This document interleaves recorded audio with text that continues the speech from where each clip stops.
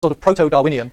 And he had said in a wonderful review of a Lamarckian book, look, to tell this story about organisms changing, we need time. It's a great quotation. That the world, if this is true, and he almost didn't want it to be true, the world has to be a lot older, and time suddenly goes from being this negotiable 4,000 years to starting to be eons and millions and possibly billions. These huge questions start to arrive as he looks at the cross-section of the earth, and he's this enormous influence on his contemporary Charles Darwin. And Darwin took from him, I really think that my books come half out of Lyell's brain. He saw in Lyell's insight that there was enough time for evolution to have happened. He fought with Lyell in other ways. He hated the size of Lyell's books. There's a wonderful letter which he describes taking his meat cleaver to Lyell's book because he liked to read in bed and these things are just too big and weighty to read, so he cuts them apart with his meat cleaver. But other than that, Lyell is this enormous influence on Darwin, and Darwin again is someone who changed the way that we think about times in enormous ways. All right, still just trying to get in there with time. So time control, just to that question that came into the assignment and that also Thompson is asking, we go from this rhythm of nature and we move more and more when these strange little devices that we used to wear on our wrists, how many of you actually still have a wristwatch? A fair number of you, all right. So, but that these devices now start, in one way or another, arbitrary though they may be, they start to run our lives in one way or another. So from the tolling of bells and early decrees that this bell will now tell you when to get up, when to have breakfast, when to have lunch, when to have tea, that people who live within the sound of this clock, and so the bell tower and the ringing of the bells from monasteries. And as Thompson goes on and says, that from work patterns, which had very different rhythms over the year, we came to this standardized view of what employment would look like, though, as he makes the nice comment, this pattern still persists among self-employed and perhaps among students. So he feels that perhaps you have yet to be regulated by time. Though indeed, one of the reasons that schools are often seen so valuable to industry is often thought to be that it actually they're meant to teach you how to adapt your time to bells and start work now, stop work now, have lunch now. So although Thompson makes this little joke about students are still the people who can live outside the clock, in fact, when you look at some of the reasons that schools do what they do, it's to teach us how to become disciplined in matters of time. But it wasn't only schools. He mentions in passing a figure who we'll meet a couple of times, this Wedgwood, famous factory at Etruria. Fortunately, just gone bankrupt, but nonetheless lasted for a very long time. And he devised, among other things, probably the system of clocking in, where you had to come in and you had to punch a clock or the equivalent to show that you were starting work, and then at the end of the day you punched the clock to leave, and you were only paid for the time in between. How many of you? Any of you done jobs that demanded a punch clock? So a fair number of you. So you know, I mean, this goes back, so you can curse Josiah Wedgwood for this. So here are people who really want to say, we can control your lives from start to finish and you will be paid against it. I remember naive soul I was as a hospital porter the first time I did, and on Saturday evening, about 9 o'clock, because the pubs in England closed at 10:30, I would be sitting there with a huge sheaf of punch cards from all my colleagues who started off at the pub and said, young lad, you punch in for me, won't you? And I was running on the path of the hospital, just me and the punch clock. So I would usually become 10 o'clock, I would then punch them all out. So these things start, as Thompson says, in this period and start to run our lives. And that sense that it can penetrate even into the deepest part of our lives comes in a little story that Thompson tells in a slightly, he doesn't quite tell it all at the beginning, about the novel Tristram Shandy. Well, he mentioned that. Did anyone get the point of the story about winding the clock? Is anybody prepared to tell us? Without blushing? What's that? Anyone else? Anyone read it and understand what was he talking about? You're blushing enough. Who are you? Sorry, you are? Oh, I'm sorry, Andrew. But he was just saying that the person in the story was very able to date their conception, the date their conception, and the bond was very regular, not a lot of that household business, so to speak. That's right. In fact, the Tristram Shandy, this is a sort of spoof autobiography, but he writes the book and he discovers as he's writing this book biography, new things keep happening, so he can't keep up, and he writes, time is this problem. He wonders why time is this problem. And then he says, well, actually it goes right back to the very beginning, because my father was this enormously regular man, and every Sunday night he would do two things. He would wind the clock at the top of the stairs and he would make love to my mother. But one inauspicious night, just at the very moment, I won't go into the detail entirely, but that Tristram was conceived, his mother, who clearly wasn't distracted enough by the occasion, looked up and said, haven't you forgotten to wind the clock, dear? And so the little spermatozoa that's mooning, and he describes it, it's traumatized by time, and the rest of his life is absolutely haunted by time because of it. There's a nice film of it, doesn't quite have that scene, given all the justice it had. So he was making fun already in 1750s of the way in which time was penetrating our lives, and indeed there was a nice, again, sort of response to the clockmaker's outcry, saying he's made such fun of clocks that nobody need mention a word about winding up a clock. Nay, the common expression of streetwalkers, prostitutes is, sir, will you have your clock wound up, as a result of Tristram Shandy. So time, again, going very, very deeply into our sensibility of the world. We'll leave Sinclair Lewis aside, but the thing that Thompson brings up now is this fact that time is this enormously powerful structural mechanism, and we start to fight about it in many different ways. And in fact, the huge union movement across the states to give us both the weekend and the 8-hour day are enormously important and powerful, and they're battles over time. And in fact, the union label is something which is no doubt grows up here in San Francisco, used for the first time by cigar makers here, and one of its battles was to say that this cigar that you're about to be smoked has been made by union members who therefore were only working 8-hour days, who weren't present labor, who weren't child labor, and various other, perhaps more unpleasant discriminations in the label. But these were battles, again, in part over time, how we control time. So, get finally to the assignments that you did.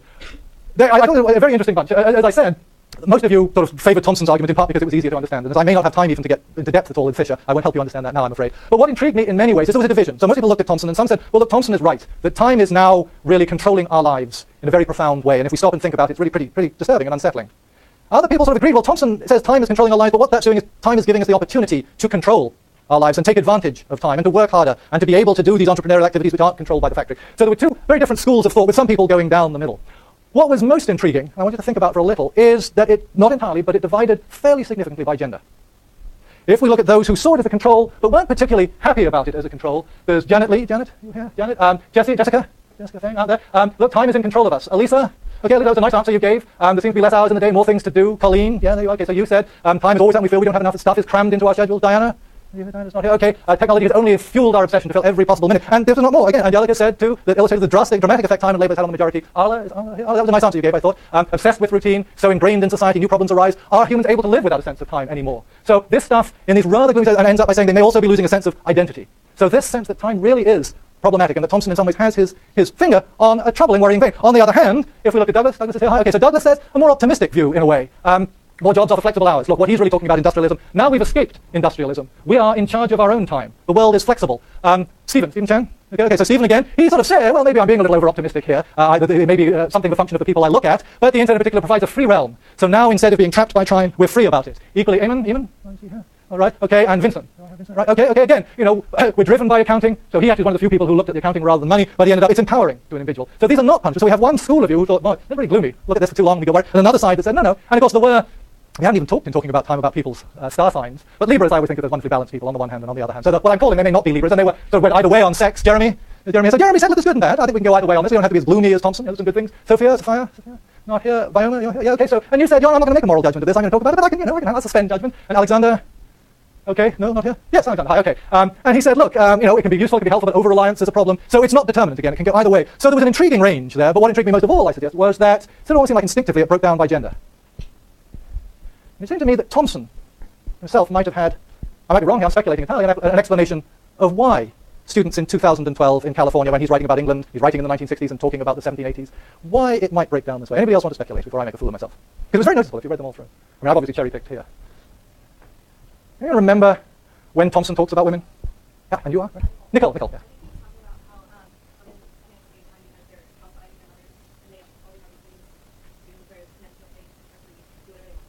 Yeah, I mean, so in Thompson's time, he said, look, you're oppressed by the 10-hour, the 12-hour day, by the time clock. But one of the great things, I worked for a long time in publishing in New York, and one publishing company I worked in actually had a time clock. And the great thing about that was at the end of the day, you were free of them. Everybody else had to stay on until through the evening, working through the night. At 6 o'clock, I punched my clock and I was out. And indeed, in many ways, for that regimented life, you work between those hours and then you go. But as Thompson says, and as McCall says, if you're a woman, that isn't actually how the world has worked for a very long time. Because even if you do those jobs, still a lot of the family tasks recur to you, still the shopping, still the cooking, still bringing up children. And although we men are meant to be getting better and have a better sensibility about these things, it isn't necessarily the case that we do.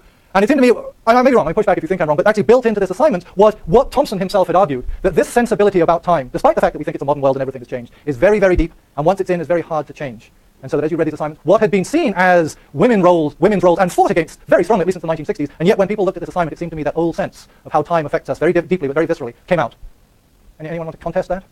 And so we have these splendidly optimistic young men and these slightly more pessimistic young women about how the world is affecting them. All right, we are not going to get very far into accounting. I'm just going to say a couple of things about it, so it's pity, it's fun to talk about. It goes back a long way. The Italians probably developed this system of double-entry bookkeeping, which I was going to map out to you in a way because it's a wonderful system, but you're going to miss my lesson on double-entry bookkeeping because I run out of time. But it's always, and again, in the way it is with Gutenberg. Luca Pacioli is credited with being the father of accounting, inventing the system, and in fact, you'll see that comes up in Fisher as well. He didn't invent it. He wrote the first textbook, but he wrote the first textbook about 150 years after people had been using it quite regularly. So as we mentioned before, our huge proclivity for giving people credit for things because we like to have an inventor probably isn't true. It's spread by 36, a wonderful account of the book, The Merchant of Prato, and he uses it. And one thing that made a huge difference that happens at this time is the appearance in certain Southern European countries of Arabic system of numerals. Now, could you imagine doing any kind of counting if you had to sort of add V111 with XCL11? So you can imagine that having the decimal system, and indeed, very important significance, we won't go into the appearance of zero. We don't talk about mathematics much in this. So it spread in many ways so that it was used not only by merchants, but was also used by courts to keep track of the country, and the information master, this guy Jean-Baptiste Colbert, learned accounting. And just finally, let's end on this book because you had to read it. This intriguing book which just sold throughout England, throughout America, in part because it taught people these essential skills, and that's what you were reading. Probably Fisher never existed. It's also attributed to a woman called Mrs. Slack, and she might never have existed too, but we like to have authors for books. And as I said, the American edition was actually probably composed by Ben Franklin, and he said, we don't want all that nasty English stuff, we'll take that out, and we'll make it just for Americans. Okay, so let me see. Well, no, it's too hard to get into accounting, sadly. How many people actually do keep accounts in something like Quicken or some similar form of account keeping? Does anybody balance their checkbook? At a minimum. Yeah, well, one perhaps. Yes, but in fact, if you look at any of these systems, whether it's Quicken, whether it's the open source Nucash, which is a very nice system, they are all really spiffy, really up to date, run fast on your machines, and they're all based on that 14th century Italian system, right down to their very core. So when we talk about modern accounting, it's actually, whether you do it in the kind of books that Fisher was talking about or whether you do it in the kind of thing that Quicken and Intuit talks about, it's exactly the same system, and they even talk about the ledger and the journal in all these systems. And that's more or less what an account book looks like in the old days. You missed your lesson on that. I talked too much about time. Out of that comes this very essential notion that the most important thing to do is balance your accounts, and that runs deeply into our lives because we're forever talking about the country's balance account, whether in fact our accounts balance, how gloomy we should be if they don't. Is it true that our accounts are in deficit? And if you look at someone like Paul Krugman's blog for this week, it's full of discussions about whether the way in which you understand the crisis in Europe is in terms of public social expenditure? And he says, no, it's not. Or is it in terms of the budget deficit? And he says, no, it's not. He says it's probably to do with the current account balance. All the way back to 14th century Venice, and we're still trying to explain 21st century Europe and Greece by the same standards. All right, so I'm going to end there and just remind you, Jeff, did you want to say a word or two about the reading? So, you have two. Okay, so we meet at 9:40, which we now know is time decreed by the history of information, not by the clock, on Thursday. Thanks very much.